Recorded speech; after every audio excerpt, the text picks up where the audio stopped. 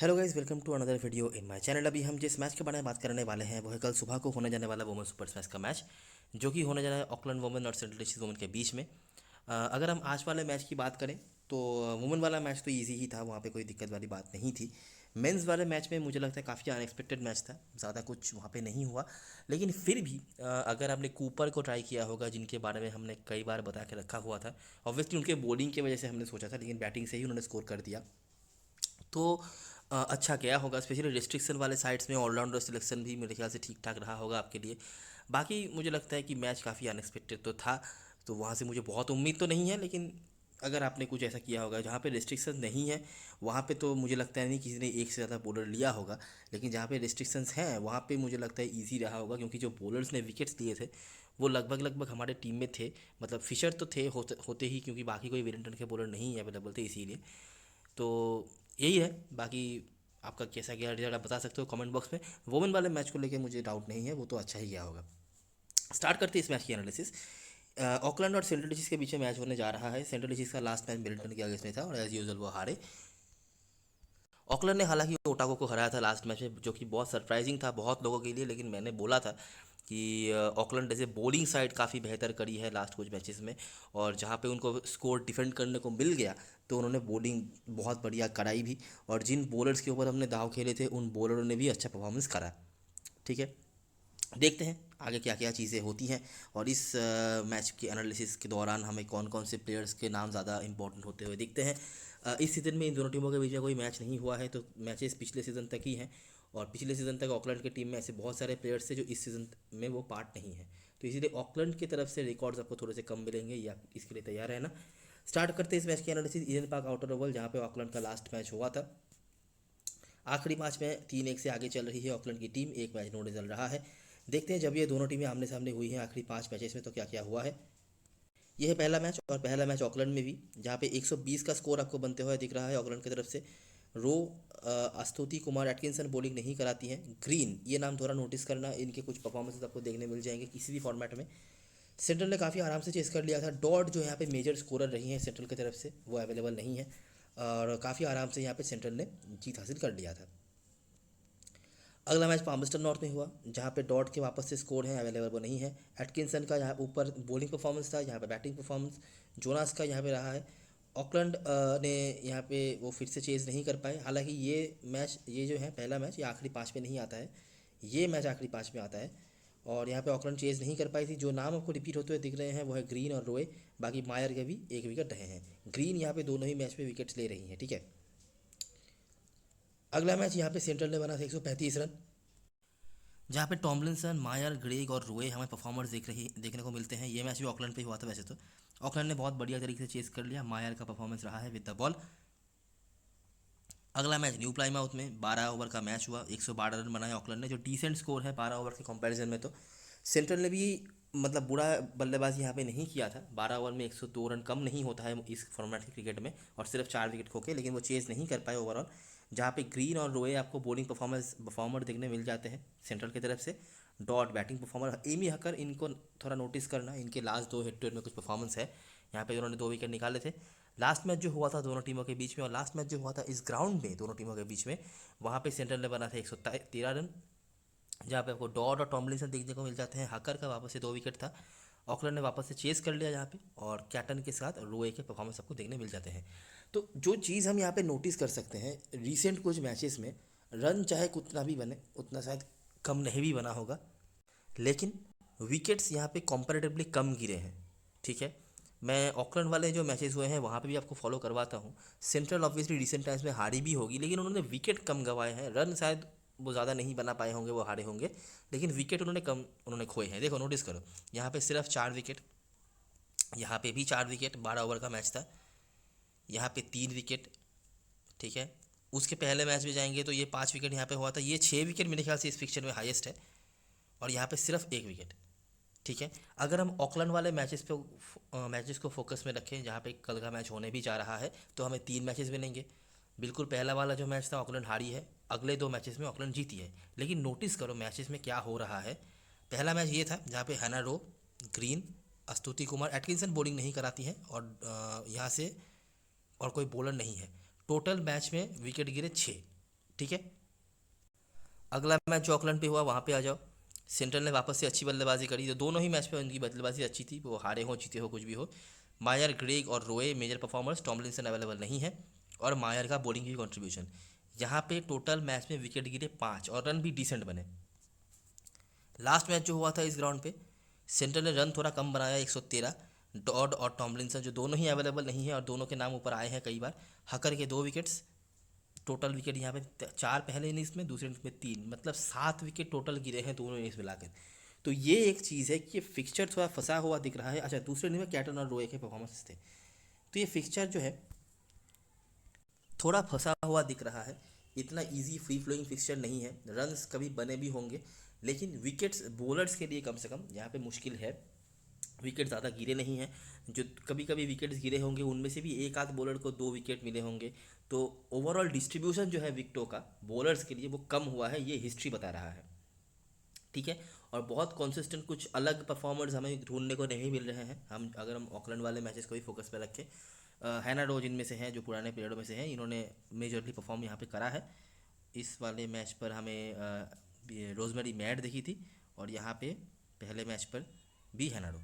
तो हैनाडो के नाम 2 बार, हैनाडो के नाम तो है ही वो, जो मुझे बताने की ज़रूरत नहीं है। और कल के मैच में बहुत लोगों की कैप्टन भी हो सकती हैं वो। लेकिन कहानी जो है इस फिक्चर में वो ये है। ठीक है। रन कम तो हम नहीं बनते हुए देखे हैं। ये मैच था शायद थोड़ा कम आप कह सकते हैं, 20 ओवर में 113, और तो ठीक ही रन बना है हिसाब अगर देखा जाए तो। यहाँ पे भी 113 एक बार बनाया था सेंट्रल ने, तो ये दोनों थोड़े कम स्कोर्स हैं। नहीं तो उतना कम भी नहीं है, और या कि बॉलिंग डोमिनेशन वाली कोई चीज़ हमें इस फिक्चर में देखने को नहीं मिली है। हालांकि रिसेंट टाइम्स में ऑकलैंड की बॉलिंग बेहतर हुई है।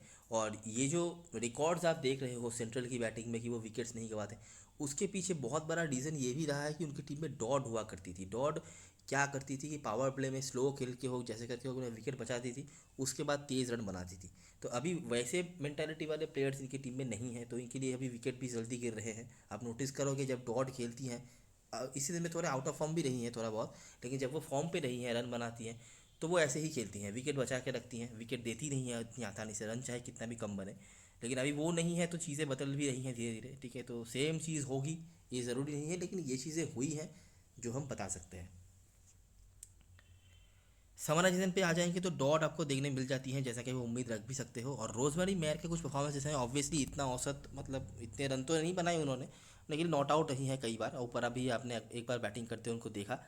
बाकी बॉलिंग से किसी का भी नाम अभी बताने के लिए नहीं है। ऑकलैंड के तो प्लेयर बदलते रहते हैं, और सेंट्रल की बॉलिंग एनीवेज इतनी अच्छी नहीं होती है। बात करते हैं इस ग्राउंड के बारे में। इस ग्राउंड पे लास्ट 2 मैचेस ऑकलैंड ने खेले हैं, तो हमने ऑब्वियसली कवर तो किया है, लास्ट मैच भी हमने कवर किया था। पिछले सीज़न तक तो ज़्यादा हमें कुछ मिला नहीं, मतलब जो प्लेयर्स के रिकॉर्ड से वो अवेलेबल नहीं है, इसलिए ज़्यादा हम उसको काम पे नहीं लगा सकते। लेकिन इस सीज़न में जो मैचेस हुए हैं उसके बारे में हम बातें करेंगे। पहले देख लेते हैं कि पिछले सीज़न में क्या क्या हुआ है।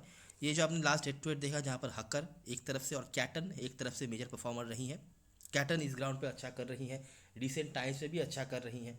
वो ज़्यादा रन्स नहीं बनाती है, बहुत 50 वाले रन्स नहीं बनाती है, इसलिए लोग उनको फोकस में कम रखते हैं, लेकिन वो रन्स कंसिस्टेंटली बना रही है। तो जहाँ पे रेस्ट्रिक्शन नहीं है वहाँ पे ये हमेशा कंसिडर करने वाली, रेस्ट्रिक्शन है वहाँ पे ये हमेशा कंसिडर करने वाली ऑप्शन बनी रहती है।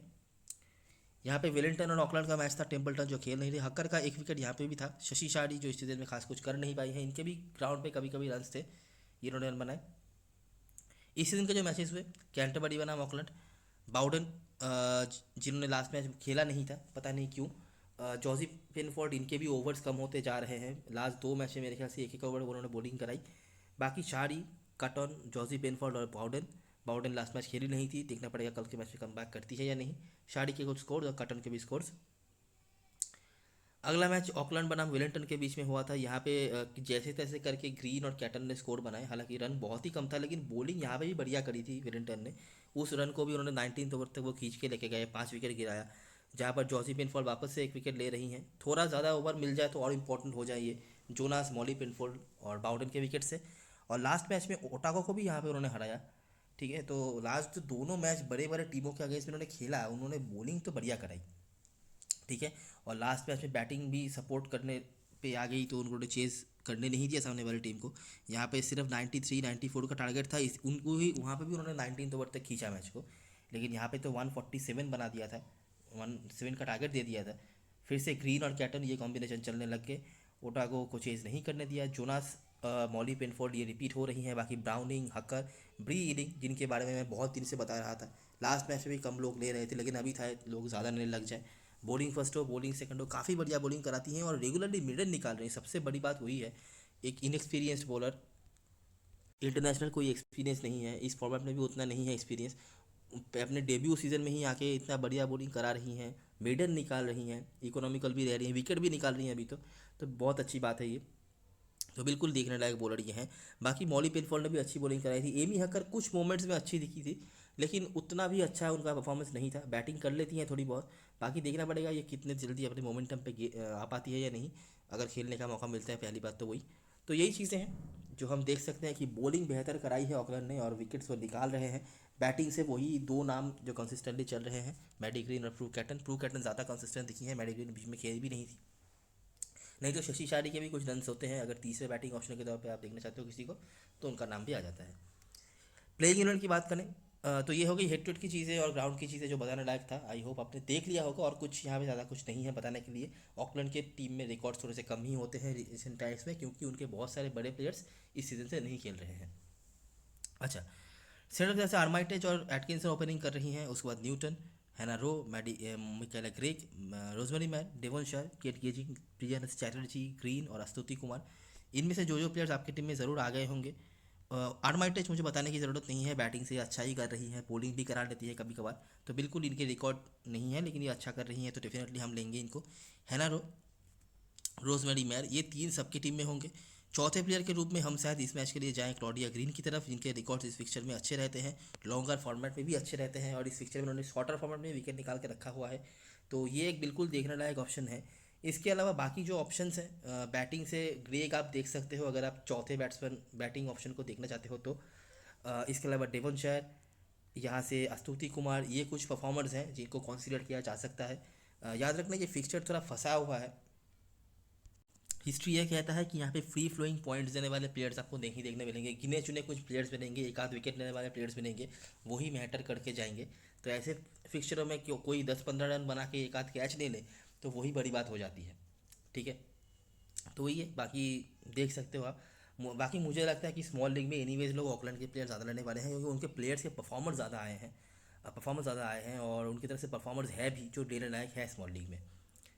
बीच में ओशन बार्टलेट हो सकती हैं, ये मेरे ख्याल से टॉमलिंसन की जगह पे आई है स्क्वाड में। बात करें ऑकलैंड की तरफ से तो इजी गेज ओपनिंग करने की यहाँ पे कीपिंग सेक्शन में आपके पास केट गेजिंग है और इजी गेज है, दोनों के ही वही है कि बैटिंग केट गेजिंग को शायद ही मिल जाए। अकॉर्डिंग टू हिस्ट्री तो बैटिंग मिलने वाली है ही नहीं, लेकिन फिर भी कम ही चांसेस हैं कि बैटिंग मिले उनको ढंग से। इजी गेज को बैटिंग तो मिल रहा है लेकिन ऐसा कोई परफॉर्मेंस नहीं है, भाई कीपिंग से जो पॉइंट देंगी वही है। उसके बाद शारी हैं, मैडी ग्रीन, हेरिडे कल के मैच में फिट से स्क्वाड में है, फिट से शायद स्टार्ट करें। कुछ रिकॉर्ड्स ऐसा कुछ नहीं है बताने लायक, बाकी इनका यूज़ तो उतना खास किया नहीं है टीम ने। उसके बाद कैटन, हकर खेली थी लास्ट मैच बाउडन की जगह पे, देखना पड़ेगा वो खेलती हैं वापस से हकर या फिर बाउडन की वापसी होती है। एना ब्राउनिंग, जॉजी पिनफोल्ड, मॉली पिनफोल्ड, इलिंग और फ्रैंक जोनस, इनमें से जो प्लेयर्स आपकी टीम में ज़रूर से होंगे। फ्रैंक जोनस, इलिंग भी अभी थोड़ा थोड़ा करके लोग लेना शुरू कर चुके हैं। मैडी ग्रीन और कैटन, ये दोनों बैटिंग ऑप्शंस आपकी टीम में ज़रूर से होने चाहिए। इसके अलावा जिन प्लेयर्स के ऊपर आप देखोगे इजी के शायद डिफ़ॉल्ट कीपर हो जाएंगी क्योंकि वो ओपनिंग कर रही हैं, बाकी दूसरे कीपर को तो बैटिंग ही ना मिले शायद। और यहाँ से एना ब्राउनिंग की तरफ अभी थोड़ा थोड़ा लोग देखेंगे क्योंकि ऑलराउंडर में है और बैटिंग में कंपेरेटिवली ऊपर ही आती हैं। बस ये कुछ ऑप्शंस हैं, बाकी देखो जॉजी पिनफोर्ड अच्छी ऑप्शन तो है लेकिन इनकी बॉलिंग बहुत कम होते जा रही है। लास्ट 2 मैच में मेरे ख्याल से एक ओवर की उन्होंने बॉलिंग कराई, रिकॉर्ड तो सारे अच्छे हैं, बस बॉलिंग ढंग से नहीं मिल जाए तो अच्छी बात है। और यहाँ पे बाउडन और हकर दोनों में से जो भी खेलेंगी आपके लिए, बाउडन अगर खेलेंगी तो मस्ट हैव है ही बैटिंग सेक्शन में, पहले तो आपको इनको लेना पड़ेगा क्योंकि ये बॉलिंग कराती हैं और हकर के हिट टू हिट रिकॉर्ड काफ़ी अच्छे हैं, ठीक है, हर फॉर्मेट में। तो ये दोनों ही ट्रायबल ऑप्शन है, ये पोजीशन में जो भी खेलेंगी ये आपको लेना पड़ेगा। ऑलरेडी आप समझ सकते हो कि आपको ऑकलैंड के प्लेयर ज़्यादा लेने पड़ेंगे क्योंकि उनके प्लेयर्स के परफॉर्मेंस ज़्यादा आए हैं, सेंट्रल की तरफ से गिने चुने कुछ प्लेयर्स के परफॉर्मेंस आए हैं, तो इसीलिए तो जो 4 कोर है इसके अलावा बहुत सारे ऐसे प्लेयर्स भी हैं जिनको हमें कंसिडर करना पड़ेगा, बराबर। कैप्टन बैट्समैन चॉइस की बात करें तो रोए और माइटेज मायर यही मेजर परफॉर्मर्स हैं और जहाँ पे रिस्ट्रिक्शंस नहीं है वहाँ पे शायद इन तीनों के साथ ही लोग जाएं सेंट्रल की तरफ से। चौथे प्लेयर के रूप में हम ग्रीन को कंसिडर कर रहे हैं, इनके परफॉर्मेंसेस थोड़े बहुत आए हैं। इसके अलावा डेवन शायर, एटकिंसन बैटिंग के लिए अगर आप चाहो ले सकते हो, मुश्किल ही होगा इनको लेना तो, लेकिन अगर स्पेस वगैरह मिल रहा है ऑलराउंडर सेक्शन में तो ले सकते हो। ऑकलैंड की तरफ से बाउडन अगर खेलती हैं तो बाउडन, नहीं तो जोनास लास्ट मैच की परफॉर्मेंस के बाद, और मैडी ग्रीन, इन दोनों के साथ लोग जाएंगे। अगर बाउडन खेल जाती हैं तो बाउडन और जोनास हो जाएंगी। उसका जॉजी पेनफॉल अभी भी परसेंटेज इनका डिसेंट है, लेकिन परफॉर्मेंस नहीं आया है उस हिसाब से। हेलिडे अगर लोग खेलते हुए देखेंगे तो डेफिनेटली ले लेंगे, हालांकि उनका यूज़ उतनी बढ़िया तरीके से नहीं हुई थी जो लास्ट मैच उन्होंने खेला था। तो देखना पड़ेगा कि क्या इशू रहा है, या और अगर वो खेलती है कल के मैच में तो उनका यूज़ बराबर होता है या नहीं। उसके बाद इलिंग जो बढ़िया परफॉर्मेंस कर रही हैं, मॉली पेनफॉल, ब्राउनी ये हैं, और बाकी हकर अगर खेलने का मौका मिलता है तो उनके रिकॉर्ड्स अच्छे हैं, बिल्कुल कंसीडर किया जा सकता है। तो मैंने ऑलरेडी 10 प्लेयर्स को तो ले लिया है, ठीक है। और मुझे लगता है ये 10 प्लेयर्स आप किसी भी साइड में ले सकते हो जहाँ पे रेस्ट्रिक्शन है नहीं है सभी जगह पे। इसके अलावा जो ऑप्शंस हैं आपके पास, जॉजी पेंटफोर्ड, अगर इनको बॉलिंग ज़्यादा मिल जाए तो ये बहुत इंपॉर्टेंट प्लेयर बन सकती हैं। हैलिडे, इनका भी वही सीन है कि इनको बॉलिंग नहीं मिली थी लास्ट मैच जो उन्होंने खेला था, बैटिंग से भी खास कुछ वो कर नहीं पाई थी, काफ़ी नीचे बैटिंग आ रही थी वो। और इस फिक्चर में नीचे आने वाले बैटिंग ऑप्शंस को शायद उतना बैटिंग ना मिले जैसे कि हमने नोटिस किया है, और कोई ऑप्शन भी नहीं है, ठीक है। तो इन दोनों में से आप किसी एक को ले सकते हो। बॉलरों में से मैंने इन पांचों को लिया है, और ये पांच मेरे लिए बहुत इंपॉर्टेंट है। अगर किसी ऐसे साइड में खेल रहे हो जहाँ पे रेस्ट्रिक्शंस है, में मतलब नहीं है, तब आप एक्स्ट्रा बॉलर्स को भी कंसिडर कर सकते हो, जैसे कि एमी हकर हो गई, मॉली पेंटफोल्ड हो गई, ठीक है। तो इनको आप देख सकते हो, लेकिन जहाँ पे रेस्ट्रिक्शंस हैं वहाँ पे शायद यही कंसिडर करना पड़ेगा आपको। ऑलराउंडर में आप एक प्लेयर ले सकते हो, और एक प्लेयर बॉलरों में से ले सकते हो जो लास्ट प्लेयर आपका बचा हुआ है उनमें से, ठीक है।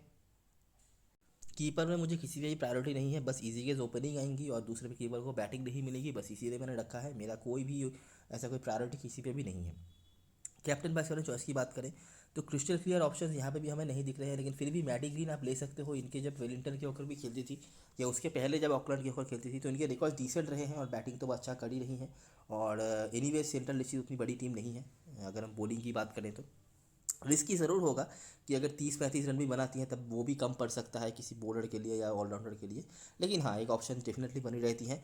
बाकी यहाँ से हैनाडो ये अच्छी रिकॉर्ड होल्ड कर रही है, और रोजमेरी मैर, ये कॉम्बिनेशन एक अच्छा कॉम्बिनेशन बन सकता है आपके लिए। हैनाडो को तो काफ़ी लोग शायद वाइस कैप्टन बनाए भी, लेकिन रोजमेरी मैर को कैप्टन वाइस कैप्टन कोई ना बनाए, लेकिन रोजमेरी मैर के परफॉर्मेंस हैं, बैटिंग से भी हैं, बॉलिंग से भी हैं, कम है लेकिन है, तो बिल्कुल देखा जा सकता है। और यहाँ से ऑकलैंड की तरफ से बात करें तो रिकॉर्ड्स तो देखो किसी के भी खास नहीं है। फ्रैंक जोनस के शायद विकेट्स हैं, लेकिन ऐसा कुछ डोमिनेटिंग परफॉर्मेंस नहीं है जैसे कि हमने लास्ट मैच में देखा था ओटावा के अगेंस्ट में, बताया भी हुआ था। यहाँ पे ऐसा कुछ नहीं है, लेकिन हाँ फ्रैंक जोनस देखा जा सकता है, बड़ी इलिंग फॉर्म बहुत बढ़िया है। जिनके रिकॉर्ड हैं वो है एमी हकर, अगर वो खेलती है उनकी तरफ आप देख सकते हो रिकॉर्ड के मामले में। बाकी ये सारे ही रिस्की ऑप्शन हैं, और भी मेरे ख्याल से ये इस सीजन का पहला ऐसा मैच है जहाँ पर एक भी crystal clear captain vice captain option नहीं है। अगर यहाँ पे बाउडन खेल जाती हैं, बाउडन अगर खेलती हैं तो वो शायद आपके लिए ईजियर ऑप्शन हो जाए, क्योंकि उनके रिकॉर्ड्स बहुत बढ़िया रहे हैं इस ग्राउंड पे। लेकिन बाकी कोई भी जो लास्ट मैच जिन्होंने खेला था उनमें से कोई भी ऐसा ऑप्शन नहीं है जिनके ऊपर आप कह सको कि नहीं इनको तो कैप्टन बना ही सकते हैं, ठीक है। सारे ही रिस्की ऑप्शन होंगे। बॉलिंग या तो प्रॉपर बॉलिंग ऑप्शन है या तो प्रॉपर बैटिंग ऑप्शन है। क्रिस्टल क्लियर यहाँ पे कोई भी ऐसा बैट ऑप्शन नहीं है जिनको आप इजीली सबके टीम में कैप्टन बनता हुआ देख सकते हो। और मेरे ख्याल से सीजन का पहला कोई मैच है वुमेन क्रिकेट में, ठीक है। तो यही सारी चीज़ें और सारी एनालिसिस, अगर आपको वीडियो पसंद आई हो तो लाइक ज़रूर करना, सब्सक्राइब करना चैनल को, टेलीग्राम चैनल पे ज़रूर ज्वाइन हो जाना, क्योंकि लास्ट मोमेंट पे सारी अपडेट वगैरह वहीं पे आने वाली हैं। तब तक के लिए best luck for this match and goodbye for now.